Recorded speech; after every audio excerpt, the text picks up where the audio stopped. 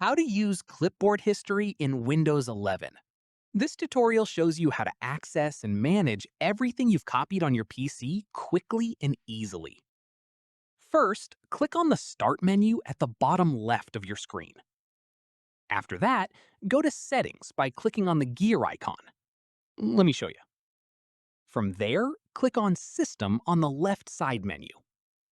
At this point, click on Clipboard to open the clipboard settings. In the next step, toggle on Clipboard History to enable it. From there, once enabled, your PC will start saving everything you copy to the clipboard automatically. At this stage, to open your clipboard history, press the Windows key and V at the same time. Let me show you. Following this, a panel will pop up showing everything you've recently copied, including text, images, and links. Once done, click on any item in the clipboard history to paste it directly into your current document or text field.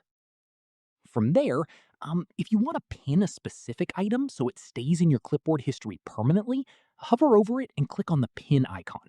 Pinned items won't be cleared even when you clear your clipboard history. At this stage, to delete a specific item from your clipboard history, hover over it and click on the three dots. Then click on Delete to remove it. And that's it. If this guide helped you use clipboard history on Windows 11, give it a like, subscribe for more Windows tutorials, and tap the bell icon for updates. See you in the next one.